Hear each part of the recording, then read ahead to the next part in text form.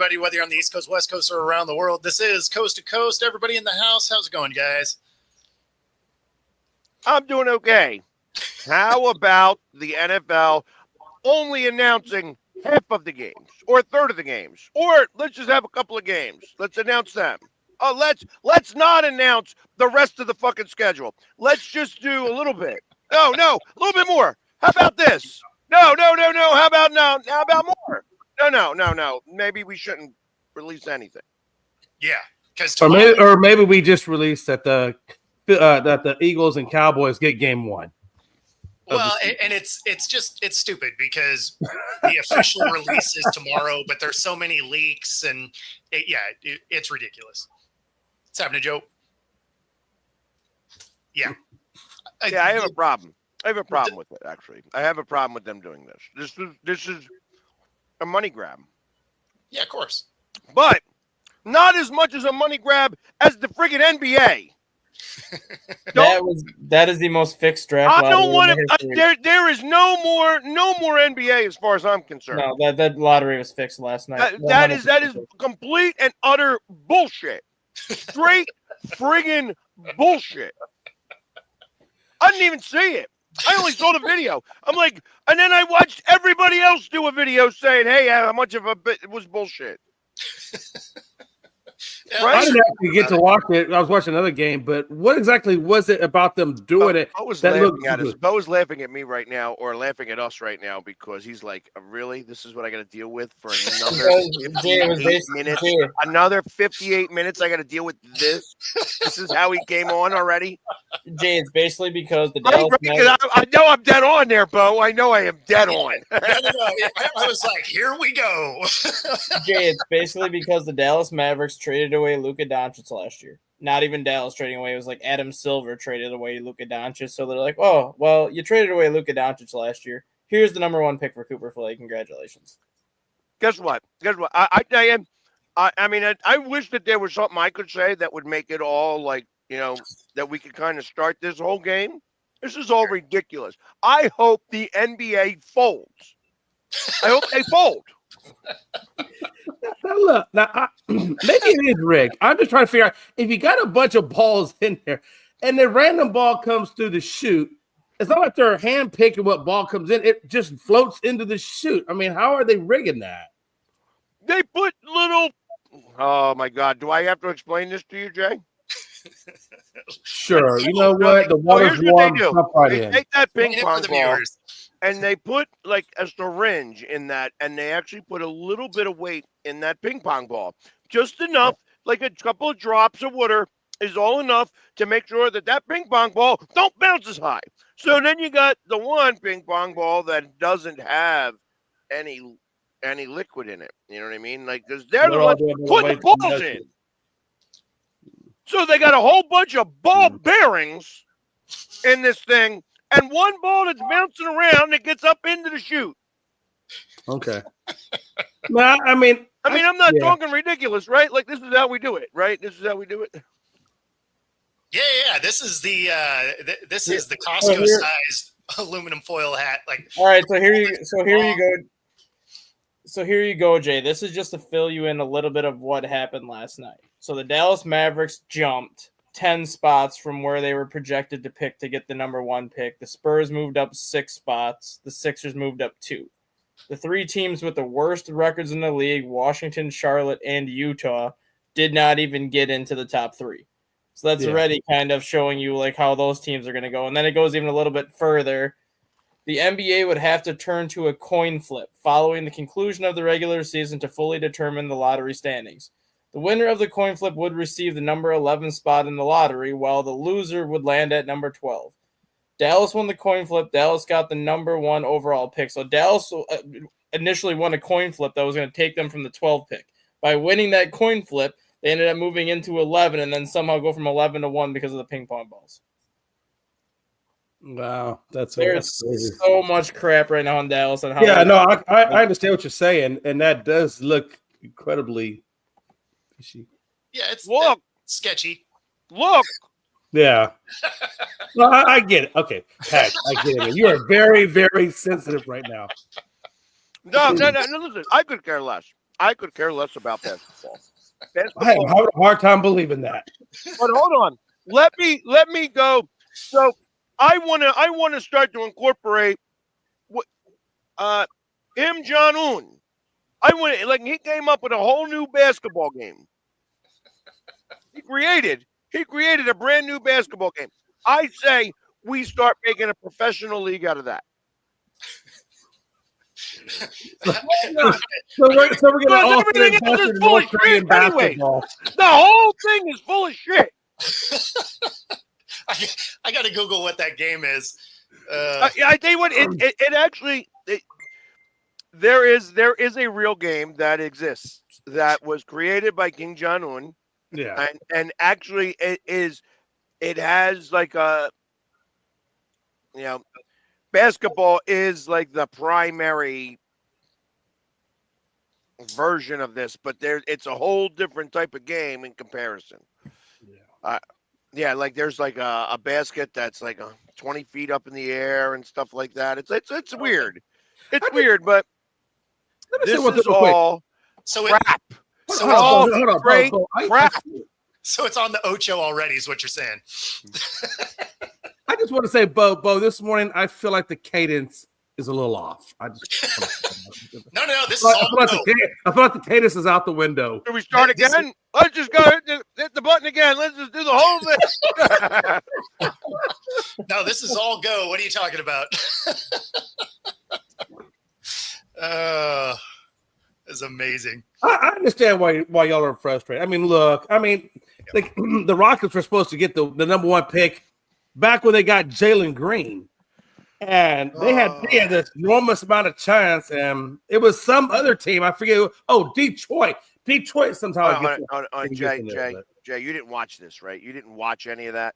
No, I didn't watch last night's draft. So right now, all you're doing is trying to talk about good stuff about Dallas right now. Is that what you're saying? Because I'm not an average fan. Because Dallas was able to get the first pick in the draft. Is that like because you're a Rockets fan, right? My Rockets got the number 10 pick. So they actually, that's funny because they actually said, here, let's figure out how to screw Jay in the biggest way possible. And they said, yes. No, we're going to take this and we're going to screw Jay from this friggin' dumbass show called Coast to Coast where he talks. That's it. Hold on. We're gonna make it even look like the Sixers helped themselves out by jumping up 2 spots. And since the Vikings, since Green Bay doesn't really have a basketball team, we don't care about that. But we will say that, hey, listen, because you live close enough to Milwaukee, we'll make it seem like Giannis wants to go somewhere else, anywhere else, other than Milwaukee. I swear to God, it was like somebody took a friggin' bad writer and said, all right, this is how the NBA is going to go from here. And use this show as the example. I mean, is it not? I know Dustin's over there being very quiet over there. I'm asking actually Dustin because he's the only one that does give a shit about basketball.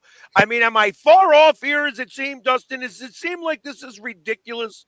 I feel like that I am I'm out of whack here in like the world here. I'm 100% on board with you. Like the last several NBA draft ladders, I thought there was some collusion kind of mixed in with it, like how the Spurs got Victor Wembanyama and like how some of these teams got the number 1 overall pick, which yes, they were bad teams, but they weren't like the bottom feeders of the league, like back even around like 2010 through like 2015. Like if you had the worst record, 9 out of 10 times you were getting the number 1 pick. Like when the Pelicans got Zion, the Pelicans had the worst record in the league the year that they got Zion, and they ended up with the number 1 pick. Like that's kind of the expectation. But after watching last night and how the team that gets the number 1 pick was a playoff team, basically, because they were in the play-in round, and they're basically getting a number 1 pick by trading their best player in Luka Doncic to the Lakers when everybody was ready to kill the Rockets or the Mavericks general manager for making that trade. So instead of killing him, they're like, Well, in order for you to not be killed, here's the number 1 pick, so you get Cooper Flagg, and congratulations, the entire fan base loves you again. In fact, not only that, the fact that you traded away your team, your actual team, the guy who actually brought people into the stands, and then after you traded him, you raised the prices of tickets like 84%, and then decided, okay, hold on, we may have to move. It is such a crock of shit. The NBA is a crock of shit. No, and we don't make it a normal crock. I mean, we got that nice crock pot of shit. Jay, I'm not even being funny about it. This isn't being funny. I know that it sounds funny that I'm yelling about this, but this is a crock of shit. Yeah. But the fact that you're getting mad about it now, I've been mad about it for a long time. No, it doesn't matter. It doesn't matter me being mad. I could be as mad as I want to be. I could yell and scream and do whatever. You know what's going to happen? Nothing. Zero things. Yeah. Well, the thing that Scott just said too, like the Wizards tanked for Cooper Flagg, and basically that is basically showing that they tanked for absolutely nothing. So now you're going to get into all these situations now where yes, teams are going to be bad because you can look at the NBA and look at all these bad. I hope that they all decide that they want to play. There's going to be teams that are going to go 82-0 because everybody, like half the league is going to tank. That's what I think should absolutely friggin' happen. They told the Sixers, no, years ago, no, we can't do it. We're going to put somebody here because we don't think that your GM is any good, doesn't have a plan. We're going to give you our own GM. And then this guy had to give himself an own burner account. I mean, are we for fucking real here with the NBA? So this is such. I mean, it's such a crockish stuff. I thought that the NHL was ridiculous. Guess what? NBA says, hold my beer. This is literally what we're talking about, Steve-O. It's funny, though, because we were speculating that them trading everybody away was to try and get the team out of Dallas, and this guarantees that it doesn't move. No. It's literally like the NBA basically said. Now they got tons more money. Yeah, exactly. Now it's like, hold on. We're going to raise the prices of our tickets because we weren't charging enough back then. Yep. That was just really a couple of weeks ago before we traded that guy, whoever that guy was on our team. We got worse and jacked the price. Like it was. Yeah, and we jacked the price up. But that guy that was on our team, I don't even remember his name because he's not on our team anymore. It doesn't matter. And now we got Cooper Flagg. So Are good. you out of your goddamn mind? It is by far the most ridiculous thing that I have. It's like, this is the world we live in now. This is what this is. Let's just straight out. Hold on. We already know who the winner is going to be. You know what? I found out that the NFL has already played this season and the Eagles won again. See, that would be a trip if that happens. They should just do it like the NFL does it and just do it by record. I know that's going to encourage tanking, like whatever, but. Oh, they definitely don't trade the pick, Steve-O, because this guarantees that people are going to spend that new higher price ticket. Yeah. You don't, in Steve-O's point there, you don't trade the number 1 pick when a guy like Cooper Flagg is sitting there. No, of course. If Cooper Flagg wasn't there, and then you kind of have to look at the rest of the draft class, then you might be able to trade the pick because Cooper Flagg is at this level, and the next kind of prospect is right here. So if he's not in that class and you're picking number 1, you're like, okay, maybe we should trade the number 1 pick to maybe number 5 and get something in return. But when you have a guy like Cooper Flagg sitting there, you don't trade that pick. You would be instantly fired as a GM if you traded that pick. No question. Hold on. I heard that the Sixers got the 3rd pick in the draft. There's a guy named Joel Embiid that they might want to draft. Man. I don't know what to do with that. Right. Nico can't be hired. He can't be fired now because the NBA basically said, we understand that you traded Luka. We understand that you're thinking you're going to end up moving. No, you're not. Here's Cooper Flagg. Your job is safe for the next 3 years. Enjoy 3 more years in Dallas. Yeah. I hope well, whatever. It doesn't matter what I hope and think. I'm still hoping for a team, so I mean, I can't even be mad about the draft yet. The thing is, the thing with this too is I kind of feel bad for Cooper Flay because I'm not gonna wish like any ill will against him. I'm not gonna wish that he gets hurt, but he's gonna come into a situation now where all he's gonna hear is like all this outside noise for the next year that the draft was rigged, just so Dallas got like Cooper Flay. And if he has a good year, it's gonna kind of take away from the year he has because that's all you're gonna hear the whole year is, oh, the draft was rigged for Dallas to get Cooper. Oh, the draft was rigged for Dallas to get Cooper. Who's the number 2 guy? Walter Clayton from Florida. Okay, so and he's going to San Antonio, right? No, San Antonio might be taking Ron Harper. Ron Harper Jr., the old Bulls forward. Ron Harper Jr.'s son's probably going number 2, and then they have Clayton probably going to the Sixers at 3. And let me guess, his knee's already hurt. No, Clayton's. I don't know what.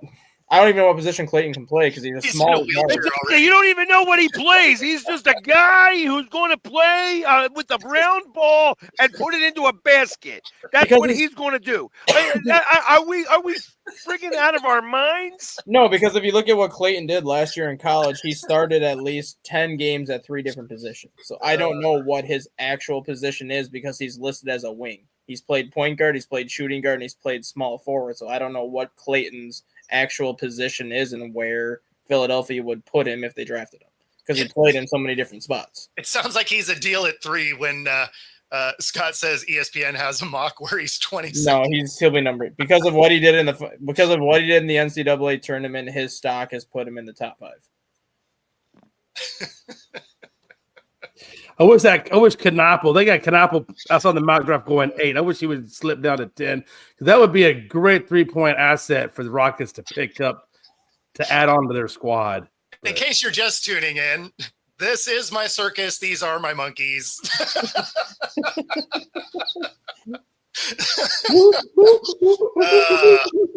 in the NBA though, Boston did have a pretty rough night. Tatum goes down. Looks like an apparent torn Achilles. Sheesh. And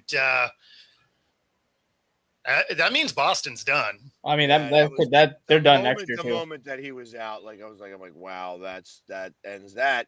And, it's funny because, I went to the Phillies game last night, and it just so happened that they said, okay, but not only are we going to make this nurses' night on a Monday night, but it's also going to be Villanova graduation night that shows up. So everybody who ever went to Villanova is literally was at Xfinity Live last night.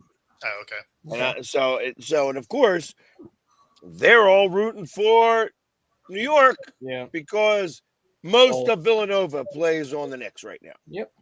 Yeah. Because it was either you were a Knicks fan or you were a Pope fan.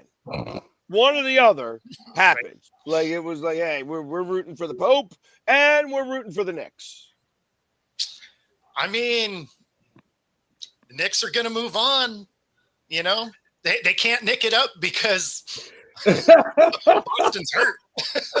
And the thing too with the Knicks are going to now win the East. There's no doubt in my mind. There's no way Halliburton beats all of these guys. Not a chance. No. Yeah. The thing with Tatum last night too, and you've seen a lot of torn Achilles. Like Dame Lillard tore his Achilles, Kevin Durant tore his Achilles. 5 years ago now? And whenever they tore their Achilles, they were kind of able to walk off on their own. To see Tatum in as much pain as he was in last night, you have to wonder how bad he tore that Achilles. Because that was I've never seen the guy I've seen even when Rodgers tore his Achilles and Kirk Cousins last year, you could tell they tore it, but they hobbled off, they weren't really on the ground. They laid on the ground. They kind of put him in a wheelbarrow. He was on the ground. Had him in a wheelbarrow. Yeah. I wonder if that thing completely just ripped off completely to the point where his foot was just dangling there where he couldn't even stand up. Because that was one of the more severe reactions to a torn Achilles that I've ever seen. A guy like that, usually you can tell if it's a partial tear because you can still walk, but you can tell where this looks like it completely ripped off everything. Where it's does it not seem there's been an abundance of those injuries? across all sports. Yeah. Like Across all Achilles sports. Achilles really looks like it's an injury that's on the rise. Like when we were younger, it was ACLs, MCLs all the time, right? But an Achilles was a career ender, but fairly rare. Mm-hmm. And now we seem like we have a couple a year. Yeah, like it's a bigger deal now. Like it's a much bigger deal. Like, and I'm trying to figure out like what are they doing? Like what is cause and effect? Poof. Okay. Bye. I don't know where he went. Yeah, the cause and effect is like literally, it's like, okay, what are they doing that's creating the stress on the Achilles? Because this is a training thing. This is not, the body, it doesn't work this way, but they are training specific things to make it happen that way. Yeah. Yeah. I mean, it just makes you think that they must not be as stretched as they once were, right? Like there must be less of an emphasis on it or something. Because I mean, it's a rubber band, right? So if you keep it stretched out, it's fine. If you let it sit there and then you yank it, the things pop. Like it makes you think, yeah, it's a conditioning issue. They used to do stretches, like Achilles stretches and stuff like that. Like that was like part of like when you would play football and you'd be stretching the Achilles and stuff like that. Like maybe is that what it is? Like maybe are we not doing some of the old calisthenics? Was that, I mean, could it be that simple? I mean, I feel like it has to be something simple because of the amount of increased numbers. Tons. Like it's tons. We're talking now. It's like, starting going as far back as we'll say Kobe Bryant. Yeah. Since Kobe Bryant, the Achilles has become a much bigger deal. No question. And when I don't think it's necessarily a nutrition thing, because most of these guys spend so much more today on their nutrition and their body than they ever used to. But the science actually, when it comes to the nutrition part, the science actually takes over. Yeah. So ultimately it's like there are it's like even what you're eating, like the microbes of potassium and things like that are in your body and all that stuff. Like they go really in depth into the science portion now. So I don't think that has anything to do with that. I think it has to go back to the calisthenics. That before, when we were doing things, like I said, even like when you got one leg half behind you, you like bent at the knee, you're laying down on the thing and you're reaching out and you're stretching, you're grabbing your foot and you're like stretching your leg. Like that small thing is meant to actually help stretch your Achilles. And the funny thing is too, and this is going to be another tinfoil hat here, doesn't it seem like since all these athletes have started doing this load management that the injuries are going up? Sure. Yeah. I mean, you're not taking live speed reps. Think about how many, because so many guys don't play in the preseason anymore in football. Mm-hmm. Think of how many week one injuries happen. Mm-hmm. That usually those bumps and bruises and getting banged up usually used to get taken care of in preseason. And they were ready to go for the year. But now they haven't taken any live speed reps, live speed hits. You get into week one, you got a bunch of guys that go down. Mm-hmm. I mean, it plays a role. Like you gotta train your body to do these things.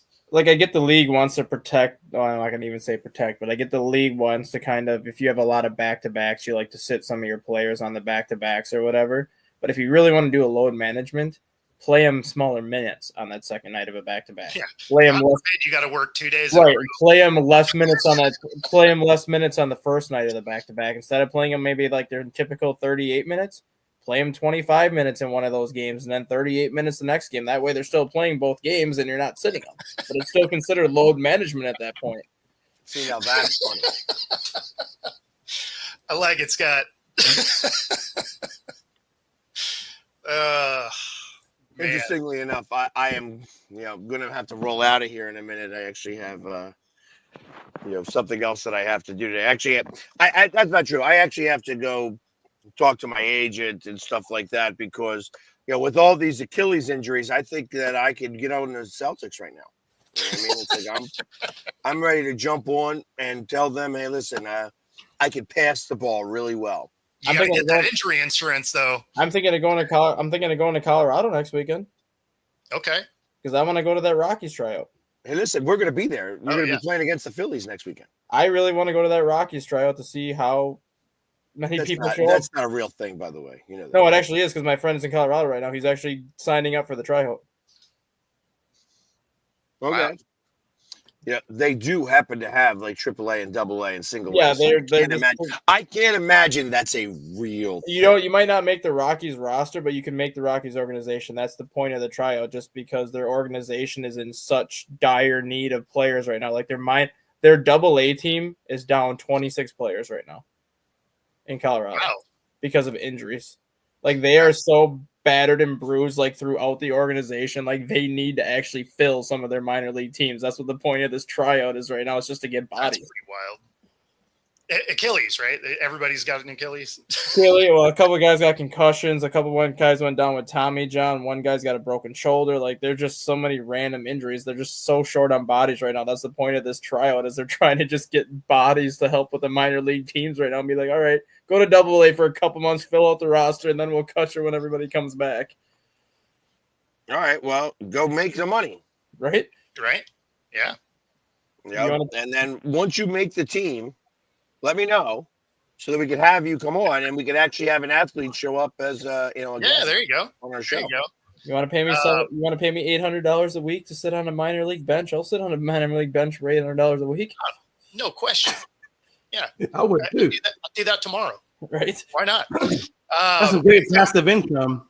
So sticking in the baseball realm, the Yankees and the Mariners play last night. Mariners got smoked.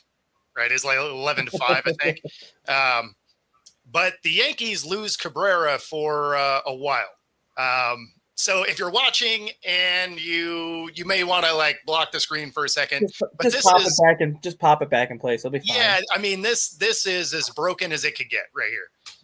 The way for his third hit. Judge smacks it into right, and it hangs up for Tavares. It's going to be deep enough for Cabrera. Let's see. He takes off, and the throw won't be in time. Cabrera able to run past and slip his hand past Raleigh, but yeah, that hurts. That hurts me just looking at it.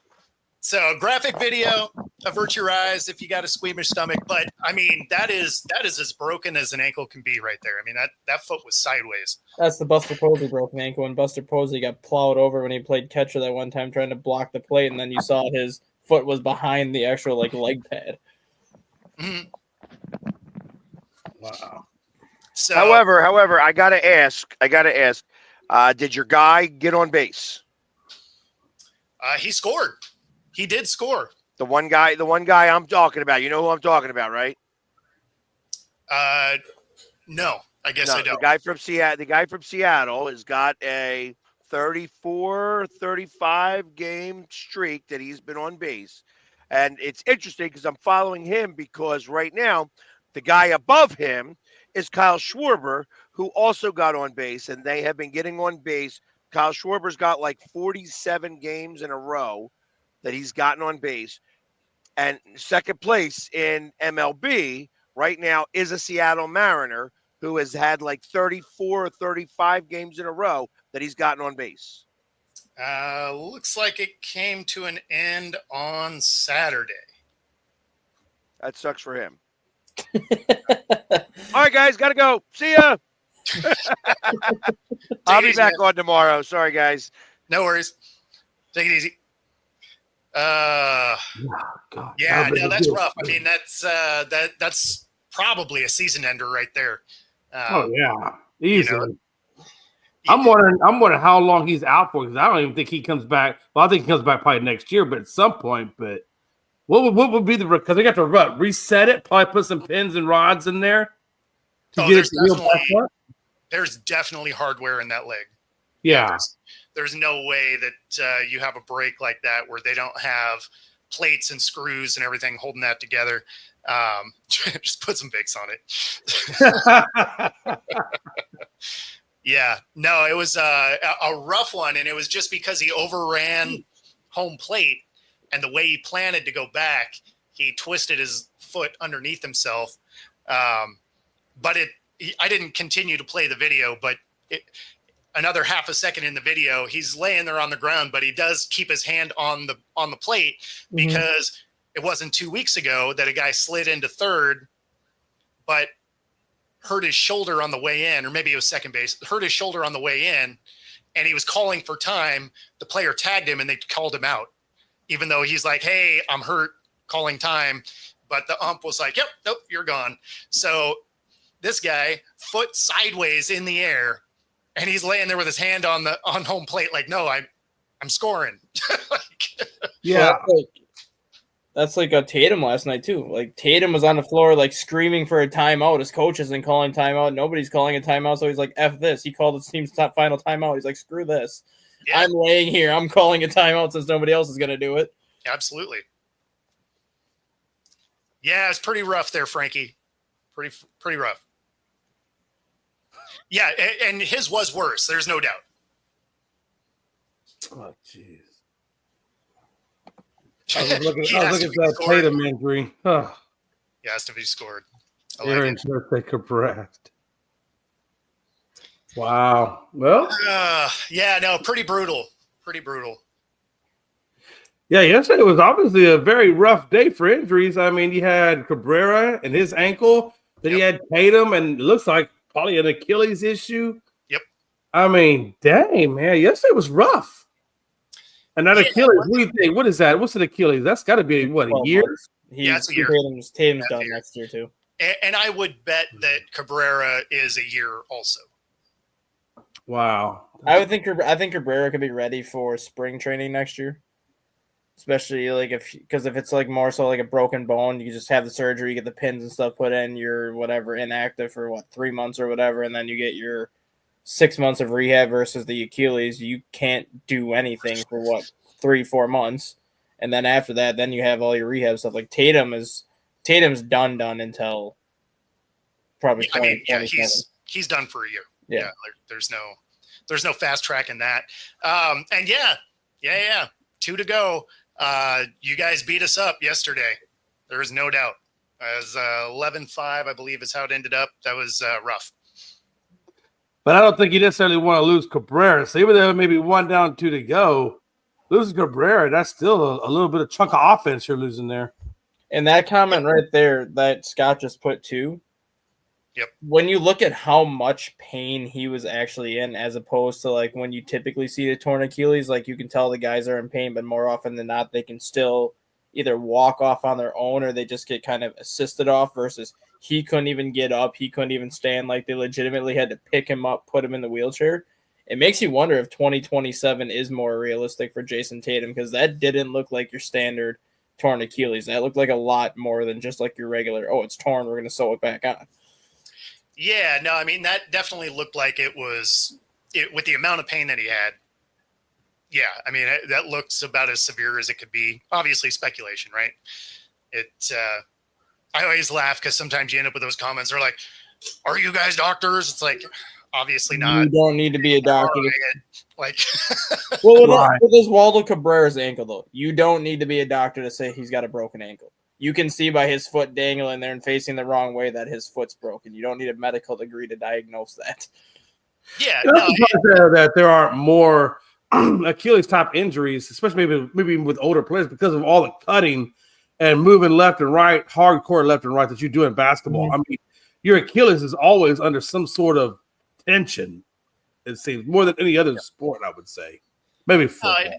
I always find it funny because there's a comedian, Steve Hofstetter, and one of his jokes is he's just like, yeah, like I don't have to be a pilot to see if a helicopter's in a tree that he messed up.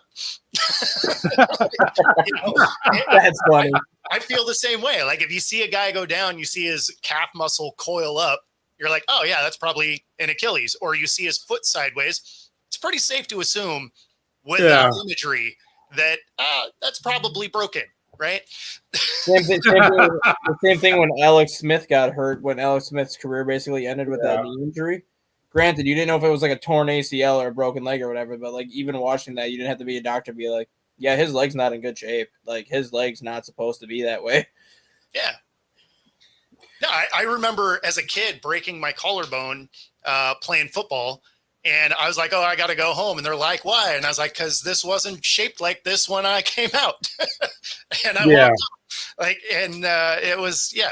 It's just like, oh. I just wonder, like with the severity of that kind of an injury, like how much of his career does that affect? In terms of can he get back to where he was, really get back to where he was? I always feel like when you tear something, you don't ever really go back to the way it was. You just try to get it close. Yeah, the thing with Tatum, though, too, is he's, 24, 25, so he's still young enough where he's got his body still in, like, peak physical condition where he's got a chance to obviously get close to getting back to his original form. But you also have to look at the way that Tatum plays. Tatum isn't one of these. Just a flesh wound. Tatum isn't one of these like jump shooters like Stephen Curry. He's not one of these jump shooters like Dame Lillard. With Dame Lillard, though he's going to be 35 this year, he's more of a 3-point shooter. So he comes back, you can still be a 3-point shooter. Tatum is a that's my point. Like you're never going to be, Is his explosiveness going to still be the way he was? Is he going to be able to aggressively attack the rim like he used to be able to? That's the big question. Like if he does not have that same explosiveness that he has now, he is going to have to alter his game and become more of a jump shot shooter as opposed to more of the slasher that he is right now. Yeah, because it does age you. Not necessarily, what I'm saying? Your body does age, especially when you tear those kinds of ligaments. Oh, for sure. And Steve, you're not wrong here. Obviously we're speculating based on other people making it back, right? So, that's where we're pulling timelines. It's not like we have a diagnosis of it. It just comes down to we've seen players come back, especially as of late, right? Because it seems to be an injury that happens more and more.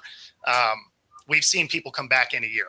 So that's where we're kind of postulating the idea that it's a year time frame. We're not saying he's back in a year. Yeah, you know that. Generally speaking, that an ACL is X number of months. Achilles, like you said, is usually a year. Those are just generalized things that we know from watching sports. Yeah. Yeah, you're not going to give a specific day or time. That'd be ridiculous. Yeah, no, exactly. Talk to me. Maybe I have a talk. Fuck you.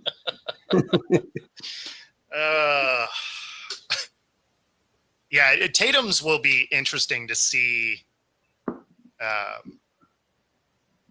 Yeah, well, and this is true too. Will he be not quite the same like Clay?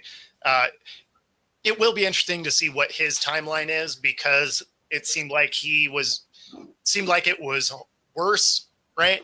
Because you have seen guys be able to walk off, guys like Clay and. What did Kobe do? Did Kobe walk off when he tore his Achilles? I can't remember. Back out to shoot a free throw. Yeah, he tore his Achilles, went down, got a drink quick, shot a free throw, and then walked back off. Yeah. Okay. Yeah, for me, it's been a while, but I just remember him tearing the Achilles, and he still came back and finished his career. Yeah, well, and that's the thing is it used to be something that was a career-ending injury, right? It's no longer the case, right? Like you've seen plenty of guys be able to come back from it. Clay, although not quite the same, he came back. Kobe came back. KD's come back. On the football side, you have Rodgers and Cousins. So there's a lot of success stories of guys being able to make it back to the league after an Achilles tear. So I don't think it's a career-ending thing for him, unless something wild happened in the injury, right? Or how many of those injuries that come back, that have been used with stem cells. You got to imagine there's some sort of stem cell, and obviously I don't think it's in the U.S. I don't think it's legal, but I'm sure they go outside the U.S. and get stem cells, things like that to regenerate that injury faster. Yeah, no, they do. And I have some friends that have gone and had them done in like their shoulders and stuff like that. So, it's a thing to go do. Expensive, but these are athletes that have a lot of money, so they'll be able to do it. But, the only thing that could be different for his is if he ended up with any kind of nerve damage or, if the way that it popped, instead of just like ripping in half, if it ripped a piece of the bone off or something. I mean, those are things that could make these types of injuries take longer. Obviously, those things you don't know unless you have imagery. Mm-hmm. Right. Yeah. But yeah, nope, rough day for injuries yesterday. But like Frankie said, we still got 2 more games. So, let's go Mariners. Did you? I'll tell you though, real quick, and this is not injury related, but it's still basketball related. I feel like Pags was discounting the Pacers a little bit. And I have a friend of mine, Gonzo. I think Gonzo and Tony, and they always feel, and I do think to a point, that the Pacers don't really truly ever get, their respect. And I think what Halliburton and what they've done, you can make a very good issue that, the Cavs have had some injuries and things like that, but that Pacers team still looks pretty damn good. And I'm not gonna. I don't think it's as clear cut as Pags is saying with New York. I think Pacers come in there, and I think they do put up a fight. And I wouldn't be surprised if they do make it to the fight. I think they are going to come out of the East, and I said it last Thursday or Friday when we started talking about it. When you look at the Eastern Conference playoffs, right? The Pacers had a winning record against Boston, a winning record against the Knicks, and a winning record against the Cavs. Like, of all the teams left, these were the 4 teams that matched up the best for the Pacers because they play a similar style to Boston, they play a similar style to the Cavs, and they play a similar style to the Knicks. It's not like they don't know how to play the style of basketball, and that's why they've had the winning record against all these teams, and that's why I do think they're going to come out of the East just because they match up well with everybody. One of the things about the Knicks that I noticed, and we all know Thibodeau doesn't typically go deep into his bench. I mean, that team is basically built around 6-7 guys, and he just rotates 1 or 2 guys in. And I wonder when he does get to play the Pacers, because the Pacers do go a little deeper into their bench, if that's going to be a factor, that he doesn't go as deep into his bench. They might, but that's how he's always coached. So he's done that with Minnesota. He did that with Chicago too. Right, exactly. That's true. But Tibbs hasn't made it that far. I mean, all the way to the finals yet, right? I mean, correct me if I'm wrong, with Minnesota and Chicago, I think maybe he scratched the first round of the playoffs, right? I don't know if has he made it past the first round? Chicago got to the Eastern Conference Finals the year that Derrick Rose won the MVP. And then other than that, he's made it to the second round once with the Timberwolves, the second round once with the Bulls, and now he's gotten to the second round with the Knicks. Otherwise, he's pretty much been a first and done guy. Yeah.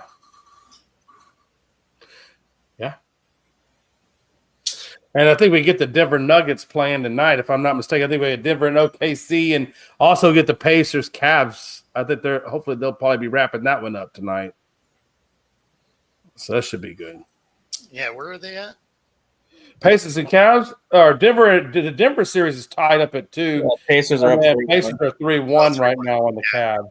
I think it makes sense. Like, the Cavs have not looked good. I think they have injuries. I know the guys have come back, but still, you're not sharp off of the first game back. And Donovan Mitchell's a game time decision now too, with his ankle, because he ended up not playing the second half of Game 4 because of his ankle. So if Donovan Mitchell can't go, or if Donovan Mitchell's not 100%, I don't even know if Cleveland has a shot to even keep this one close either. Yeah. Yeah, I think this probably gets wrapped up. I felt like, Golden State really kind of let that one get away from them last night. I watched that game last night, and going into that third quarter, they were actually up. The Golden State Warriors were up by 2. Obviously they were actually up by 5, and then Anthony Edwards hits that buzzer beater 3 to end the half and puts them at 2. But I really felt like that was really Golden State's game to take, and I felt like they let that one slip away from them. Well, I mean, anytime you put 17 points in a quarter, you're probably going to lose that game. Oh, for sure. Yeah, exactly. If you can't put up more than 20, 25 points, unless your defense is just unreal in a different quarter, you're probably collecting an L. So to be outscored that bad in the third, 39-17, that's going to be rough to come back from. Yeah. Because, I mean, they were only going into halftime up by 2, right? It's not like they had like a decisive lead or anything. Which, was interesting because, the Denver Nuggets and OKC game last night. I believe it was Denver. I believe it may have been even OKC. I think OKC won that game, if I'm not mistaken. Either way, it was 35 field goal percentage to 31 field goal percentage. I've never seen a game that both teams basically were struggling to get to 36% from the field. You don't see that very often. No, that's pretty ugly. Yeah, it was very ugly. It was very ugly. Because typically, if you're shooting less than 40%, you're taking the L on that one. Well, I mean, Denver had an 8-point first quarter. That's rough. Yeah, they wow. Denver couldn't hit water if they fell out of a boat. That is crazy. Yeah, obviously I didn't see that game, but wow, that is brutal. Yeah, I think Joker was like 8 for 22 or 7 for 22. Yeah, I mean he could, and I wonder. In that Denver series, if you look at it, 3 of those guys were putting up over 40-plus minutes.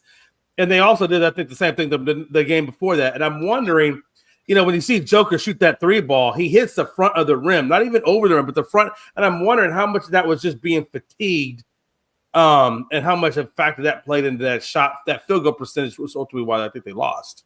Yeah, I mean, if you're coming up short, you're tired. Yeah. That's generally the case. And I think they go back to Denver. Am I right on that stack? No, they go back to OKC because OKC is the 1 seed. So if it's 2-2, they go back to OKC. Yep. Right. Exactly. Okay. Yep. And then no. It's tied at 2 apiece. Game 5 is tomorrow night, I believe. Yeah, it's at OKC. Okay. Yeah. So I did see this that the Vikings are overseas for 2 weeks. So I mean, Jacksonville does it every year. Yeah, no, exactly. That's why I wasn't shocked by it. I would imagine you're going to start seeing more of it just because they can get more games over there. Yes. And it's less on the logistics side as far as flying in and out. You get to have guys get a little more accustomed to the time zone and all of that. I mean, it makes a lot of sense if any team that's going overseas would have back-to-back weeks. The only thing that I'm shocked about is that it's happening in 2 different countries. Like, I get that Ireland and London are close together, but Jacksonville plays both of their games in the same stadium. Like, they stay in London, they use the same stadium. I'm more surprised that the Vikings are doing it back-to-back weeks in 2 different countries.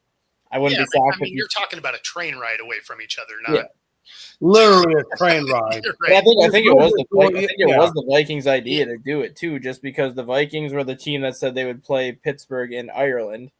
And I believe that either their owner or the owner's brother in Minnesota, one of the Wilf brothers or whatever, has property in London, which is why he always is willing to take Minnesota to London, because they went to London last year to face the Jets. Year before that, they went to London to face the Saints. So this is the 3rd straight year they're going to London. So it doesn't shock me at all to be like, oh, well, we volunteered to go to Ireland to play Pittsburgh. You needed an opponent for week 5 in London. Well, we're out here. Just send us over there. Yeah. Well, and I could absolutely see that where you're alternating teams, right? So you have a team out there play, there's going to be one off, right? And then after that, you can just kind of stagger 2-week blocks for teams and then, wrap it up with another one-off team. But I mean, the bulk of them could be back-to-back weeks if they wanted to. And you're only losing one home game, which a lot of these guys are losing a home game anyway. Yeah, I mean, you look at the international schedule this year too. It's, for the most part, it's a pretty weak schedule of games. You have Steelers and Vikings, which could be good depending on if it's like a defensive battle. It could be good. But then you have Vikings and Browns. That probably won't be that good of a game. Broncos and Jets, probably not a great game. Yeah, I mean, the Jets game probably isn't going to be good. Rams and Jags. The Browns might be interesting though, just from the quarterback. No, yeah, that way, yeah, that'll be interesting to see, just because who knows who's gonna be winning that job or who potentially gets that start. So I mean, I don't know. I think people watch that one. And then you have the Rams and Jags. I mean, that'll probably be. Travis Hunter effect. Oh, Jags are only playing in London once this year. I'll guarantee if Shedeur Sanders gets the nod for the Browns, everybody's going to be watching that game. Yeah. Just to see if he is a real deal or not. Yeah. And what week was that? Boy, which one? The Browns? Yeah, the Browns. Week 5. So the Vikings go to Ireland week 4, and then they go to London week 5 to get the Browns. Yeah, so you would think that the Browns would have it figured out by then. Yeah. And so that's why Jacksonville only gets the one international game this year, is because the Vikings have 2. Even though it's not in the same city, the Vikings get the 2 international games, which gives Atlanta 1. And then Falcons and Colts play in Berlin. Oh, cool. And then Berlin. Where's Berlin? Berlin, Germany. I mean Berlin. Yeah. Berlin. Oh, I didn't know what Berlin was. Is that like bowling? And then the Commanders play the like water. And then the Commanders play the Dolphins in Madrid. And then the first international game is the Sao Paulo game again, which the Chargers are listed as one opponent, and they find out who they are playing tomorrow. Apparently, they decided that you couldn't announce both teams for that game, I guess. So they said, the Chargers are playing. But we'll make you wait 48 hours, and we'll tell you who your opponent is then. Yeah. The way they do the schedule release is so ridiculous. Because, I mean, with the amount of leaks, could we just put it out there? Yeah. I don't know. And I don't know why it's become like a show of the reveal. Right. I mean, what are we doing?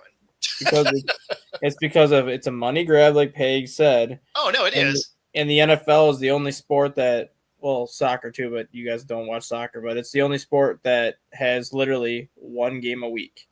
So fans, obviously, when you look at the tailgate side of things, when you look at everything that goes into it, fans wait for the schedule release because now they can plan their trips. Like, our team is going here. Let's plan to go this week, or our team is going here. Like, it's turned into a big event for that, like, schedule planning, I guess, for, like, everybody. I knew people that would take the day off. I wouldn't go that far, but which is hilarious because it airs after you'd be done. I would take the night off if I was working at night, but yeah, Jesus, taking the whole day off for that. Yeah, well, the thing that's funny is why would you take that day off? Why wouldn't you take the next day off? Right. Like if you're partying and whatever because of the schedule, then like I could even kind of get that because you're thinking, I'm going to just go on a bender here while I watch this, or I don't know. But I always thought it was funny because I knew a guy that every year he would take off schedule release day. I mean, he took off the draft and stuff too. Right, for sure. But it was I'm glad to see that Paul Skeens. I saw I guess in one of the headlines, Paul Skeens is going to be playing at the World Baseball Classic for the U.S. It's good to see that because we need. I want to see us get represented well in that event. So it's good to see that. I'm glad to see that Paul's going to be playing. Yes. So Scott's comment, even though it's not official, the Chiefs and the Chargers are playing at Sao Paulo. Yeah, I heard about the Charger. I mean, not the Chargers, but I knew the Chiefs were going to be playing in Brazil. I saw that come out. It's not going to be confirmed until later, but there is another site where it already says the Chiefs and Chargers are playing at Corinthians. No, it won't be confirmed until tomorrow on NFL Network. Yeah. if you go to like the NFL like international games page, and you click on the link for the stadium, like the Corinthians Stadium or whatever, it takes you directly to that website, and it already has the Chiefs versus Chargers directly on that website already. Yeah, and this part is true. This is why we actually wish that they'd give us the schedule earlier, because they've known what it is for a little while, especially when you figure they already know who the opponents are. Mm-hmm. So, I mean, they let you know who the opponents are 2 months ago. So I would imagine they've known what the lineup is for a while. I wish they'd put it out a little bit sooner for this exact reason. Let us start scheduling things. Yeah, absolutely. Especially if when you're working and you want to schedule that time off, or if you want to go see it in another city. Yeah, that would be really nice. But the NFL doesn't care about us like that. They just care about themselves. Well, I mean, can we just do what? Can we do what? You know what I mean? Can we do what? What college football does, and just have the schedules done 4 years out? Can't be that hard. You know, you're pretty much going to play every 4 years. I mean, you know exactly who you're supposed to play. Yeah, right? Exactly. So why can't we just do these schedules 4 years out? Why does it matter when you pick the teams to play? You know exactly what divisions you're seeing every year. You know exactly what teams you're going to see for the next 4 years. Just be like, all right, we'll just do the schedule the next 4 years. You play this team, this team, this team, this team on these days, and so on and so forth. Oh, you want to do a big schedule release? We can still do that, but we can still have the schedules done 4 years out.